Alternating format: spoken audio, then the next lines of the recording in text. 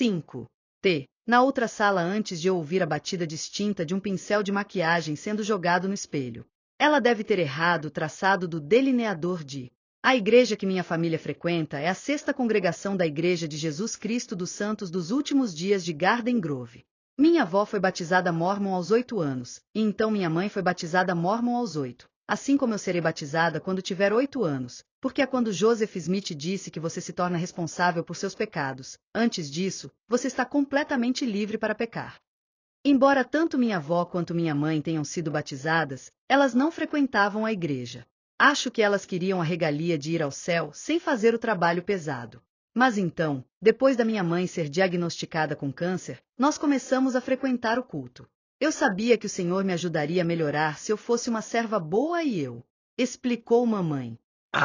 Então nós começamos a frequentar a igreja quando queremos algo de Deus? Perguntei. Não. Ainda que estivesse rindo quando disse isso, ela soou meio nervosa, talvez até um pouco irritada. E então ela mudou o assunto para como Tom Cruise estava lindo no novo trailer de Missão Impossível 2. Nunca perguntei de novo quando e por que começamos a ir à igreja. Mas eu não preciso saber os motivos de irmos à igreja para saber que eu adoro. Eu adoro o cheiro da capela, de limpador de azulejos com cheiro de pinho e um toque de juta. Adoro minhas aulas da primária e todas as músicas sobre fé em Jesus, como I Hope They Come On a Mission e Book of Mormon Stories, e a minha favorita, Popcorn Popping, que, pensando bem, não me parece ter algo a ver com fé ou Jesus. É sobre pipoca estourando em um damasqueiro.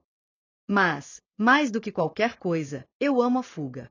A igreja é um indulto lindo, tranquilo, de 3 horas semanais fora do lugar que eu mais odeio, a minha casa. A minha casa, assim como a igreja, cai em Garden Grove, Alameda dos Jardins, na Califórnia, uma cidade que recebeu de seus habitantes o apelido nada afetivo de Garbage Grove, Alameda do lixo. Porque, como Dustin fala antes de a mamãe calá-la aos gritos, tem um monte de lixo branco aqui. Nós conseguimos um bom negócio no aluguel da casa, já que os donos são meus avós paternos, mas aparentemente não tão bom, já que mamãe está sempre reclamando disso. Nós não deveríamos ter de pagar nada. É para isso que serve a família. Desabafa ela para mim enquanto lava a louça ou lixa as unhas. Se eles não deixarem a casa para o seu pai no testamento, eu juro. Quase todos os meses nós atrasamos nosso aluguel. A mamãe está sempre chorando por causa disso. E os pagamentos muitas vezes são insuficientes. A mamãe chora por causa disso também. Às vezes não é o suficiente mesmo que todos da minha família contribuam, até mesmo meus avós. Eles se mudaram para nossa casa temporariamente enquanto a mamãe lutava contra o câncer, mas acabaram ficando mesmo depois de ela entrar em remissão porque era o melhor para todos. Minha mãe chama isso de a maldição do salário mínimo. O vovô trabalha na bilheteria da Disneyland, a vovó trabalha como recepcionista de um asilo, o papai faz imagens em papelão para Hollywood Video, além de trabalhar no departamento de projetos de cozinhas da Home Depot, e a mamãe fez um curso de estética, mas diz que ter bebês atrapalhou sua carreira, além de os vapores dos descolorantes de cabelo serem tóxicos. Então ela pega vagas temporárias na Target perto das festas de M de ano, mas diz que seu trabalho principal é garantir que eu tenha sucesso em Hollywood. Embora os pagamentos do aluguel sejam muitas vezes insuficientes e quase sempre atrasados, nunca fomos expulsos. Eu sinto que, se os donos da casa não fossem meus avós paternos, nós provavelmente já teríamos sido. Parte de mim fantasia com isso. Se fossemos expulsos, isso significa que teríamos de nos mudar para outro lugar. E se nós tivéssemos que nos mudar, isso significa que teríamos de embalar tudo o que quiséssemos levar conosco em caixas de mudança. E se nós tivéssemos de embalar as coisas em caixas de mudança, significa que teríamos de separar todas as coisas dessa casa e nos livrar de algumas delas. E isso parece maravilhoso. Nossa casa nem sempre foi assim. Eu vi imagens de antes de eu nascer nas quais ela parecia bem normal, uma casa humilde com um pouco de bagunça, mas nada fora do normal. Meus irmãos dizem que começou quando a mamãe adoeceu. Foi aí que ela começou a não conseguir desapegar das coisas. Isso quer dizer que começou quando eu tinha 2 anos de idade. Desde então, o problema apenas piorou. Nossa garagem é lotada de coisas do chão ao teto. Pilhas de caixas de plástico estão cheias de papéis velhos e receitas e roupas de bebês e brinquedos e bijuterias emaranhadas e diários e decorações de Natal e embalagens velhas de chocolate e maquiagem com a validade vencida e garrafas vazias de shampoo e pedaços de canecas quebradas em saquinhos Ziploc. A garagem tem 2 entradas, a porta de trás e a principal. É quase impossível entrar na garagem pela porta de trás porque mal tem espaço para andar, mas você nem ia querer fazer isso se por acaso conseguisse abrir o caminho às cotoveladas. Nós temos um problema com ratos e gambás, então a única coisa que você verá no seu pedaço do caminho são ratos e gambás mortos presos em ratoeiras que o papai coloca periodicamente. Os ratos e gambás mortos fedem. Já que realmente não dá para passar pela garagem, nossa segunda geladeira cai estrategicamente na frente da garagem para que possamos abrir a porta principal e acessá-la com facilidade. Falar em facilidade é um exagero. A porta da nossa garagem é a única porta manual do quarteirão, e é tão pesada que suas dobradiças quebraram. A porta costumava fazer um estalido alto sempre que meu pai ou Marcos, os únicos dois fortes o bastante em casa para levantá-la, a erguiam alto o suficiente. Quando esse estalido acontecia, a porta da garagem cava travada. Bem, não mais. Há alguns anos, depois que a porta da garagem estalou, ela desceu a toda de novo e nunca mais travou desde então. Portanto, agora, ir para a garagem se tornou um trabalho em dupla.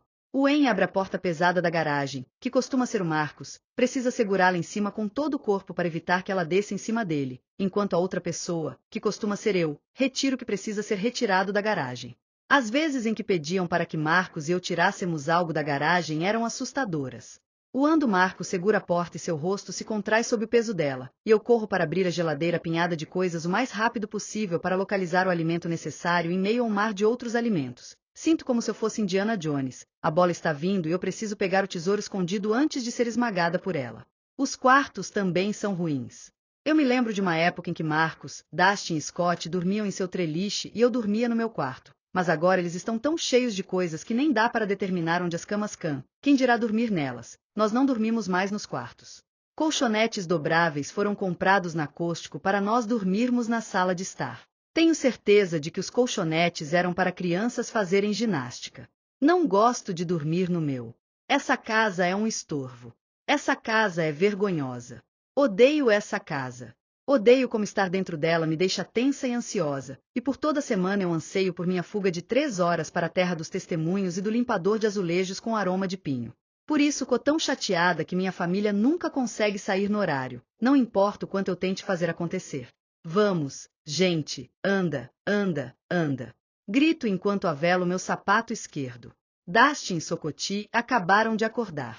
Eles esfregam a remela dos olhos enquanto vovô pisa desajeitado em cima das camas da Costco deles. Meus avós dormem no sofá no que costumava ser meu quarto, mas desde então foi transformado em quarto depósito para mais coisas.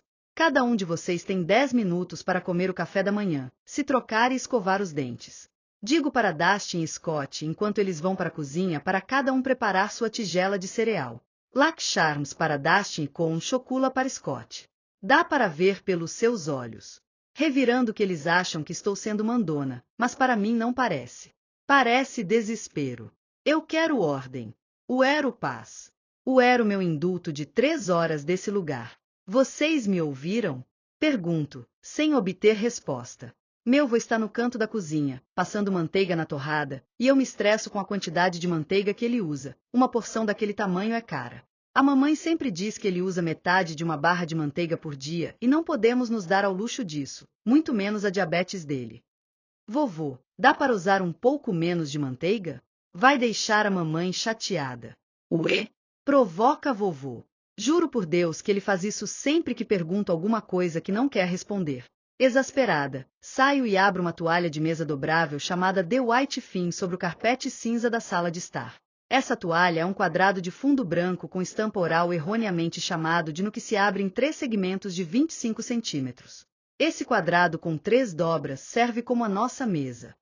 Aparentemente, nós temos uma queda por coisas dobráveis na nossa casa. Então eu estendo a White Thing enquanto Dustin e Socoti entram em lá na sala de estar. Eles caminham como se estivessem em uma corda bamba, prestando muita atenção como se fossem equilibristas, porque encheram demais suas tigelas com leite e cereal a ponto de o leite transbordar pelas bordas e derramar no carpete cinza. Minha mãe lhes diz todo santo dia o quanto odeia quando eles derramem leite no carpete e que deixa um cheiro azedo, mas não importa quantas vezes ela fala, eles continuam colocando leite e cereal demais. Ninguém escuta nessa casa. Minha mãe ainda não calçou seus sapatos de ir à igreja porque ela deixa para fazê-lo no último minuto, pois eles deixam seu joanete latejando. Então eu sei que no segundo em que pisar no carpete encharcado de leite, ela vai tirar a meia calça, surtar e exigir que paremos na Rite Aid no caminho para comprar uma nova. Se pararmos na Rite Aid, vai interromper minha fuga de 3 horas. Não podemos parar na Rite Aid. Corro para o armário de toalhas. No caminho, passo pelo banheiro. Pressiono minha orelha contra a porta fechada e ouço a vovó reclamando com uma amiga dela ao telefone. A Jean deixou a etiqueta de preço no suéter que ela me deu. Ela faz isso sempre que compra algo em liquidação, mas quer NIR que pagou o preço total. É muita malandragem da parte dela. De qualquer forma, fui até a Mervyn's e vi o suéter lá, com 70% de desconto. Ela não gastou nem $15 comigo. Vovó, saia daí. Os meninos precisam entrar. Grito enquanto bato na porta. Por que você me odeia? Berra ela. Ela sempre faz isso quando está ao telefone com alguém. Tenta se fazer de vítima. Alcanço o armário de toalhas e pego uma toalhinha vermelha com as luzes de Natal. Molho uma das pontas dela na pia da cozinha e a pressiono sobre o carpete encharcado de leite. Olho para cima e vejo Dustin Socoti comendo na toalha de mesa estendida. Scott mastiga em silêncio e com uma lentidão constante e ritmada, quase como se estivesse em câmera lenta. Uau, é a urgência. Para quê? Dustin mastiga com a boca aberta, com um ruído alto. Urgente, mas não esciente. Verico o relógio. 11h12 da manhã. De alguma maneira, temos de sair pela porta para entrar na van em 8 minutos para que consigamos chegar à igreja para o culto das 11h30. Acelera, seus molengas. Vocifero para meus irmãos enquanto pressiono todo o meu peso corporal na toalha de Natal úmida sobre o carpete encharcado. Cala a boca, sua cagona. Rebate Socoti. Meu avô pisa nos farelos que caem de sua torrada embrulhada em papel toalha. A vovó aparece no outro canto da sala, enrolada em uma toalha tão surrada que está transparente. Que nojento.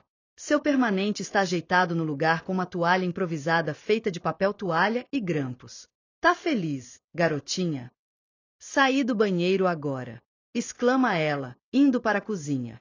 Eu a ignoro e digo aos meus irmãos que o banheiro está livre e que, portanto, podem ir escovar os dentes enquanto coloco suas tigelas de cereal na pia. Por um ato de Deus, nós talvez cheguemos à igreja a tempo.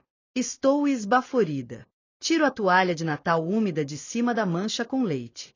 Vou para a cozinha para molhá-la de novo para o round 2, quando a mamãe passa por mim e se dirige à sala de estar. A ansiedade inunda meu corpo. Estou prestes a avisá-la, mas quando ela sai da cozinha, sei que é tarde demais. O que é isso? Pergunta ela em um tom que me avisa que sabe exatamente no que acaba de pisar. Digo a ela que já comecei a limpar, de modo que a umidade na maior parte por causa da água, mas não interessa. Seu humor já mudou. Ela já está tirando a meia calça e chamando meu pai, dizendo que precisaremos parar na Rite Aid para ela comprar uma nova. Eu me questiono se não deveria ter feito algo de diferente para nos fazer sair de casa a tempo. Talvez haja algo que eu possa fazer no futuro. Mas, por ora, parece que eu terei de me contentar com uma fuga de 2h30. Nos esprememos na van rumo à Rite Aid. Talvez eu tenha sorte de chegar a tempo de cantar Popcorn Popping. 6. P. E em sua barriga, como sempre faço quando ele volta para a casa do trabalho. Cheiro sua camisa de anela, madeira recém-cortada com um toque de tinta fresca, sua marca registrada. Oi, Net. Diz ele com mais frieza do que eu esperava. Estou sempre cruzando os dedos por uma gargalhada, um cafuné ou um abraço, mas eles nunca vêm, ou pelo menos não ainda. Ainda estou esperando. Como foi no trabalho? Bom, estou desesperada por algo mais para conversar com ele. Por algum tipo de conexão. Com a minha mãe é muito fácil. Porque tudo parece tão emperrado com ele. Você se divertiu? Pergunto, enquanto ele caminha da entrada para a sala de estar. Ele não responde. Um olhar preocupado surge em seu rosto depois de ele cruzar os olhos com alguma coisa. Viro minha cabeça para ver o que ele está olhando. Mamãe. E dá para perceber imediatamente por sua linguagem corporal e expressão facial, postura ereta, queixo levantado, ranger de dentes, olhos esbugalhados, que ela não está preocupada, não está com raiva, ela está furiosa. Prestes a explodir. Ah, não. Deve haver algo que eu possa fazer. Mark. Diz ela, estalando os lábios para enfatizar de fato a raiva. É agora ou nunca, hora de me intrometer. Amo você, mamãe. Grito. Corro em sua direção. Abraço-a. Eu consigo, posso mantê-la calma. Mas antes que eu consiga pensar no que dizer em seguida, Mark Eugene M. Secourt, diz ela, aumentando o tom de voz. Ah não. O Eugene sai, estamos perto da explosão. Eu tive de cara até mais tarde porque estava ajudando um cliente. Não conseguia sair. Papai tenta explicar. Ele parece assustado. 3 horas de atraso, Mark. Olho para Dustin Socoti em busca de ajuda. Eles estão jogando GoldenEye 007 no Nintendo 64. Se há um momento em que eles estão indisponíveis é quando estão jogando GoldenEye 007 no Nintendo 64. Meus avós estão no trabalho e Marcos está na escola. Estou nessa sozinha. Mamãe, por que não assistimos ao Jay Leno? Assistir? Hoje é noite de headlines. Uieta, net. E eu saio. Ela se pronunciou. Estou calada. Tinha certeza de que Jay funcionaria.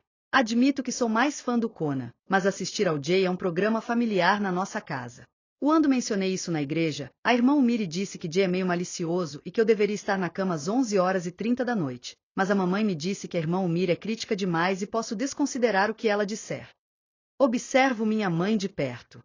Seu peito começa a arfar. A intensidade está aumentando. Suas orelhas vermelhas. Ela avança no meu pai. Ele dá alguns passos para trás, fazendo mamãe tropeçar e cair de joelhos. Ela começa a gritar abuso. Abuso. Papai a pega pelos pulsos para tentar acalmá-la. Ela cospe no rosto dele. Alguém ganha a rodada de 007. Um punho fechado de vitória sobe para o alto. Deb, cheguei apenas algumas horas mais tarde, não é grande coisa. Ele tenta berrar em meio aos gritos dela. Não me contrarie. Não me contrarie. Ela solta os pulsos e começa a bater nele. Vai, mamãe. Você consegue. Torço por ela como sempre faço assim que meu medo passa. Deb, isso é absurdo. Você precisa de ajuda. Implora meu pai. Ah, não. Ele não sabe que essa frase é um grande gatilho para ela? Sempre que ele ou meu avô discutiam com a minha mãe e disseram você precisa de ajuda, isso só provocava ainda mais. Eu não preciso de ajuda, você precisa de ajuda. Grita minha mãe. Ela corre para a cozinha. Papai começa a tirar os sapatos, sendo tolo em achar que talvez tenha acabado, que talvez o humor de mamãe tenha mudado e voltado ao normal. Como ele pode não saber? Como ele nunca sabe? 1, 2, 3, conto em minha mente. São menos de 10 segundos até ela voltar. 4, 5, 6, 7. Ela volta carregando uma faca de cozinha, aquela grande que meu avô usa para cortar os vegetais todas as noites. Sai da minha casa. Berra ela. Sai. Deb, por favor, você não pode continuar fazendo isso. A última vez que mamãe forçou meu pai a dormir no carro foi há alguns meses.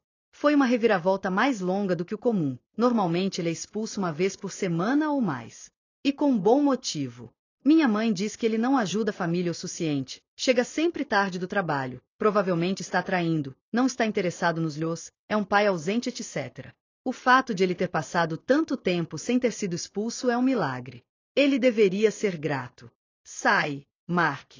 Abaixa essa faca, Deb. Não é nada seguro. É um perigo para os seus filhos. Não é. Eu nunca machucaria meus bebês. Eu nunca machucaria meus bebês. E como você osa me acusar disso?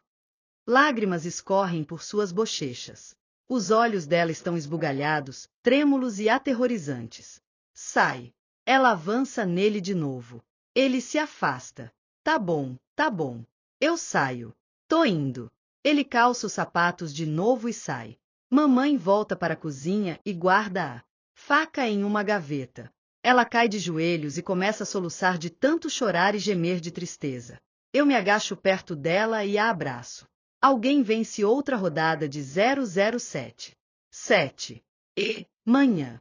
É meio-dia agora e o sol está brilhando, a pino, sobre a minha cabeça. Os atores principais à minha volta são protegidos por guarda-sóis entre as tomadas, e podem se sentar em cadeiras dobráveis para descansar os pés, e podem beber água de garrafas geladas recém-retiradas de um cooler cheio de cubos de gelo. Mas eu não. Não tenho esse tipo de luxo porque sou apenas uma gurante. Os outros gurantes e eu ficamos de pé nas nossas pilhas de sujeira aqui no deserto quente nos arredores de Lancaster, sem guarda-sol e sem garrafa de água, e suando por baixo de cada umas camadas do nosso gurino pinicante e embolorado da época da Grande Depressão. Nós estamos usando essas roupas porque estamos interpretando pessoas pobres na Grande Depressão para um curta-metragem chamado Golden Dreams. O me mostra várias vinhetas sobre a história da Califórnia e provavelmente vai passar no novo parque temático parceiro da Disneyland, o California Adventure. Mamãe me contou essa informação com alegria no trajeto até aqui às 4h30 da manhã, mas a única parte que me pareceu empolgante foi que abriu um novo parque temático da Disney. A pior parte de tudo isso é essa coisa nos meus dentes.